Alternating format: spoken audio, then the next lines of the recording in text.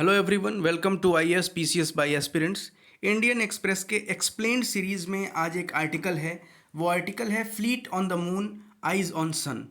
यहाँ पर बात की गई है आदित्य L1 मिशन के बारे में, जो इसरो के द्वारा लॉन्च होने वाला है 2 सितंबर को 11:50 AM, मतलब कि 12 बजने में 10 मिनट कम होगा दिन का। तो 2 सितंबर को ये लॉन्च होने वाला है। तो सबसे पहली बात यह है कि इस एक्सप्लेन्ड सीरीज़ में हमें कुछ बातें समझने को मिलेंगी आदित्य L1 मिशन के बारे में। क्या करने जा रहा है, क्या करेगा, कहाँ भेजा जा रहा है, क्या इससे फ़ायदा होने वाला है, सारा डिटेल आपको इस आर्टिकल में मिल जाएगा। इसके अलावा आने वाले कुछ दिनों तक, 10-15 दिनों तक इसके बारे में कुछ ना कुछ अपडेट आपको मिलते रहेंगे। तो चलिए सबसे पहले बात करते हैं कि आदित्य L1 मिशन है क्या। तो आदित्य L1 मिशन ये है कि एक स्पेस क्राफ्ट होगा जो 1.5 मिलियन किलोमीटर दूर, पृथ्वी से 1.5 मिलियन किलोमीटर दूर एक पॉइंट है जिसको हम कहते हैं लैग्रेंज पॉइंट 1, वहाँ जाकर सन की स्टडी करेगा। अब बात करते हैं कि लैग्रेंज पॉइंट 1 क्या है। तो लैग्रेंज पॉइंट्स का मतलब होता है, ये कुल 5 लैग्रेंज पॉइंट हैं सन के पास, 1, 2, 3, 4 और 5। ये आप कह सकते हैं कि एक पार्किंग स्पॉट होता है। पार्किंग स्पॉट का मतलब होता है जैसे आप गाड़ी कहीं पार्किंग में खड़ी करते हैं, वैसे ही सूरज के लिए अगर सूरज के पास हमें कोई स्पेसक्राफ्ट भेजना है तो सूरज के पास तो भेज नहीं सकते हैं, उससे दूर उसके ऑर्बिट में, हेलो ऑर्बिट जिसको कहते हैं, सूरज की जो ऑर्बिट है, उस ऑर्बिट में कुछ जगह ऐसी है जहां पर अगर आप अपनी स्पेसक्राफ्ट को प्लेस करेंगे तो सेंट्रीपिटल फोर्स जो बाहर की तरफ लगने वाला है और ग्रेविटेशनल फोर्स जो खींच रहा होगा सन उस स्पेसक्राफ्ट को, दोनों एक दूसरे को काउंटर करेंगे, बराबर हो जाएंगे। आप ऐसा समझ सकते हैं, कुछ इस तरह की बात होगी। मैं इसको आपको बना के दिखाता हूँ। ये अगर मान लीजिए वो ऑर्बिट है और इस पॉइंट को अगर हम L1 पॉइंट मानते हैं और यहाँ पर कहीं अगर सन है, इसको हम कहते हैं सन है, तो इस पॉइंट पर इधर जो सन खींच रहा होगा ग्रेविटेशनल फोर्स और इधर जो बाहर की तरफ फोर्स लग रहा होगा, ये दोनों फोर्स एक दूसरे के बराबर होंगे। इससे फ़ायदा ये होगा कि बहुत कम फ्यूल खर्चा होगा इसको इसके चारों तरफ घूमने में। आपको अब बात समझ में आ गई होगी। तो इसको कहते हैं लैग्रेंज पॉइंट। तो हमारा जो ये मिशन है आदित्य L1 मिशन, ये केवल 150 मिलियन दूर है। एक तो देखिए, अर्थ और सन के बीच की जो डिस्टेंस है वो 150 मिलियन है, लेकिन हमारा ये स्पेसक्राफ्ट 1.5 मिलियन ही जाएगा। मतलब केवल 1% दूरी हम तय कर रहे हैं। अर्थ और सन के बीच की जो दूरी है टोटल, उसका 1% दूरी पर हम जाके लैग्रेंज पॉइंट 1 पर इस स्पेसक्राफ्ट को फिक्स करेंगे, इस वहाँ पे पार्क करेंगे। क्यों इतना दूर कर रहे हैं? इतना दूर करने का कारण ये है कि यहाँ अगर हम दूरी पर करेंगे तो ये ज़्यादा अच्छी तरह से विजुलाइज कर पाएगा सन के एटमॉस्फेयर को। खैर, बात करते हैं कि ये मिशन क्या है। तो यहाँ आप देखिए, आदित्य L1 मिशन जो है ये PSLV जो है, PSLV क्या होता है आपको पता होगा, पोलर सैटेलाइट लॉन्च व्हीकल। तो PSLV के द्वारा 1475 किलोग्राम का एक स्पेस क्राफ्ट होगा जो अर्थ के अराउंड एक इलिप्टिकल ऑर्बिट में जाएगा। अब ये क्या है? Space craft which will carry 7 scientific payloads. अब ये पेलोड्स क्या हैं, ये आगे इसी आर्टिकल में दिया है, उसके बारे में हम बात करने वाले हैं। तो जैसे चंद्रयान मिशन अभी हमारा सक्सेस हुआ है, उसी तरह से आदित्य L1 मिशन भी जा रहा है। अब बात करते हैं कि व्हाट इज़ L1 पॉइंट, जो मैं आपको पहले ही बता चुका हूँ कि कुल L1 से L1, L2, L3, L4 ऐसे करके L5 5 ऐसे पॉइंट हैं। अब ये पार्किंग स्पॉट्स होते हैं, उसके बारे में मैंने आपको बता दिया है। सेकेंड जो इसकी जो खास बात है वो ये है कि हम केवल 1% दूरी पर ही क्यों जा रहे हैं। इसलिए जा रहे हैं ताकि हम डायरेक्टली उस L1 मिशन से डायरेक्टली देखा जा सके सूर्य को, सूरज को डायरेक्टली देख सकते हैं, पहली बात ये है। और ये पोजीशन जो है, हमारा जो मेन पेलोड इसमें जा रहा है वो जा रहा है VLEC। VLEC क्या है? इसी से हम देखेंगे, जो देखने वाला जो इंस्ट्रूमेंट है, जो पेलोड है, उसको VLEC कह रहे हैं और ये डायरेक्टली देखेगा। तो L1 जो है वो सबसे बेस्ट है जहाँ पर ये काम करेंगे। ठीक, हमें अर्थ के कोरोना के बारे में भी जानकारी प्राप्त करनी है, तो उसके लिए भेजा जा रहा है। तो L1 पॉइंट में फिक्स करने का मतलब क्या है? लैग्रेंज पॉइंट में फिक्स करने का मतलब है कि फ्यूल की एफिशिएंसी को हम देख रहे हैं कि मिशन को फ्यूल एफिशिएंट कैसे बनाया जाए। उसके बाद इसकी साइंटिफिक ऑब्जेक्टिव्स क्या हैं, क्यों भेजा जा रहा है। तो सबसे बड़ी बात यह है कि ये जो सन है वो सबसे क्लोजेस्ट स्टार है अर्थ का। तो इसके बारे में अगर हम जानेंगे तो हमें बहुत तरह से फ़ायदा होगा। पहला फ़ायदा ये है, पहला काम जो हम करने वाले हैं वो ये करने वाले हैं कि इसका जो अपर एटमॉस्फेरिक लेयर है, जिसको हम कहते हैं क्रोमोस्फियर और कोरोना, इसकी स्टडी की जाएगी। इसकी स्टडी जो करने वाले हैं, expulsion of plasma and magnetic fields. ये देखिए, इसको बहुत अंडरलाइन किया है मैंने, इसको आप फिर से देखिएगा एक बार। They will study the expulsion of plasma and magnetic fields called coronal mass injection, the magnetic field of corona and the drivers of the space weather will also be studied. दूसरी बात क्या है, ये जो VLEC की बात की जा रही है, VLEC से ही हम देख पाएंगे ऊपर, मतलब सन को डायरेक्टली अगर देखना है तो VLEC के माध्यम से वहां जाके वो देखेगा। अब कोरोना से जो लाइट आ रही होगी उसको वो डिटेक्ट करेगा और डिटेक्ट करने के बाद उसकी स्टडी करेगा।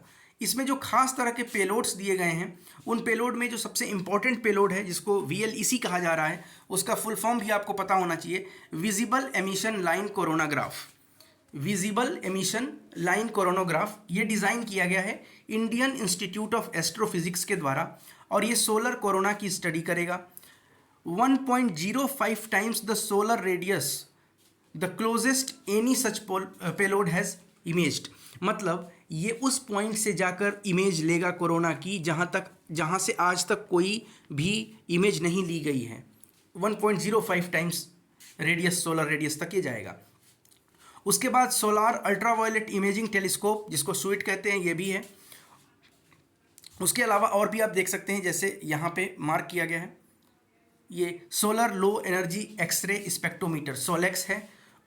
उसके अलावा HEL1OS है, high energy L1 orbiting X-ray spectrometer. ये सब क्या हैं? ये सब पेलोड्स हैं जो भेजा जा रहा है, 7 पेलोड भेजे जा रहे हैं। अगला पेलोड है Aditya solar wind particle experiment aspects. उसके बाद है plasma analyser package for Aditya पापा। सब किसके किसके द्वारा डिज़ाइन की गई है, एक बार जरूर आप इसको पढ़ लेंगे, हो सकता है कभी मैच द कॉलम में आ जाए। अब बात करें कि why study the sun from space, sun को स्पेस में जाकर स्टडी करने की ज़रूरत क्या है? तो ये सबसे नियरेस्ट स्टार है, इसके बारे में हमें जानना जरूरी है। इसलिए भी जरूरी है क्योंकि ये नियरेस्ट स्टार है, और इसलिए भी ज़रूरी है कि इसको पढ़ने के बाद, इसके बारे में जानने के बाद हम बाकी के स्टार्स के बारे में भी जान जाएंगे, कुछ आइडिया लगा सकेंगे जो बहुत दूर है, जहाँ पहुँचना नामुमकिन है, अभी फ़िलहाल के लिए नामुमकिन है। हालांकि साइंस में नामुमकिन कुछ भी नहीं होता है। Studying the sun can also help us understand more about other stars. दूसरी बात क्या है, सन जो है उसकी वजह से अर्थ पर लाइफ एग्जिस्ट करती है, और सन जो है उसमें बहुत सारे रिएक्शंस होते रहते हैं। तो ऐसा भी हो सकता है कि कुछ ऐसा इवेंट हो, कुछ ऐसी घटना हो सन के आसपास, जिससे कि हमारा पूरा का पूरा सैटेलाइट सिस्टम, चाहे वो रिमोट सेंसिंग है, चाहे वो कम्युनिकेशन सैटेलाइट है, वो कभी डिस्ट्रॉय हो सकता है। तो उसके बारे में क्या पहले से वार्निंग मिल सकती है, क्या पहले से उसके बारे में जाना जा सकता है? इसके लिए भी आदित्य L1 मिशन इंपॉर्टेंट हो जाता है। तो इस तरह से अर्ली वार्निंग सिस्टम के तौर पे काम कर सकता है कभी। दूसरी बात है कि the various thermal and magnetic phenomena on the sun are of extreme nature. ये एक्सट्रीम नेचर के बहुत सारे वहाँ पे फिनोमेना होते हैं, जैसे सोलार विंड के बारे में भी आपने सुना होगा, वो सारी चीज़ें होती हैं। तो इसलिए सन को अर्थ के एटमॉस्फेयर से अलावा स्पेस से स्टडी करना आवश्यक हो जाता है, ताकि वहाँ पे हम समझ पाएँ उसके बारे में ज़्यादा अच्छी तरह से। दूसरी बात क्या है, because the Earth's atmosphere and the magnetic field act as protective shield. हो सकता है कि अर्थ के मैग्नेटिक फील्ड की वजह से सन की कुछ प्रॉपर्टीज़ को अर्थ पे रह के ज़्यादा अच्छे से स्टडी नहीं किया जा सके, जो कि स्पेस में जब जाएंगे तो वहाँ पर उस मैग्नेटिक फील्ड का एब्सेंस होगा, अर्थ के मैग्नेटिक फील्ड का एब्सेंस होगा। तो अर्थ के मैग्नेटिक फील्ड के एब्सेंस में सन के रेडिएशंस को, सन की कुछ और प्रॉपर्टीज़ को ज़्यादा अच्छे से एनालाइज किया जा सकता है, और एक कंप्लीट पिक्चर सन का जो स्पेस से मिलेगा वो अर्थ से पॉसिबल नहीं हो सकता है।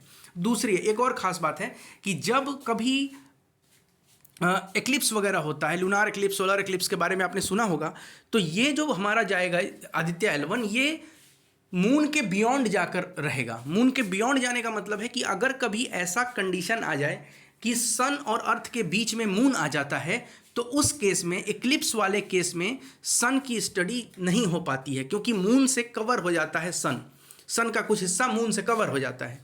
आपने देखा होगा ये सोलार एक्लिप्स के बारे में।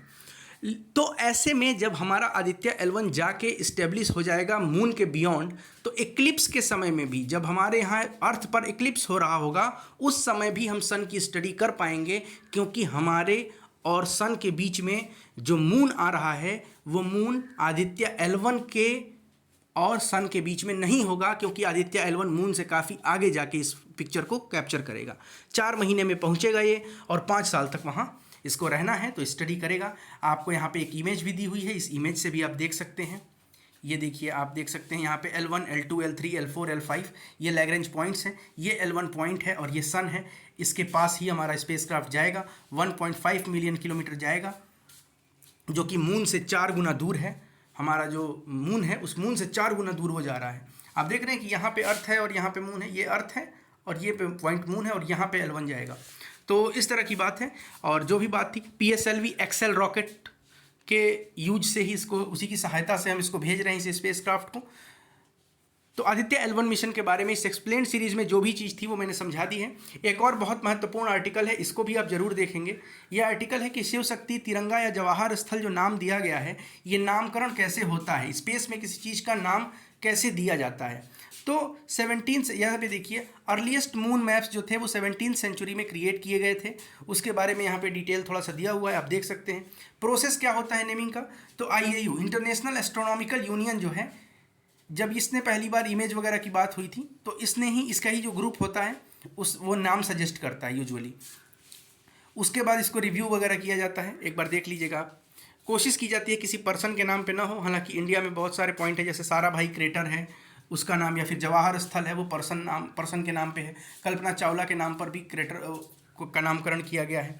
और अभी जो किया गया है वो शिव शक्ति और तिरंगा के बारे में मैं पहले ही आपको पिछले एक्सप्लेन सीरीज में बता चुका हूँ। Thank you so much. अगर वीडियो अच्छा लगता है तो लाइक करें, कमेंट करें, शेयर करें।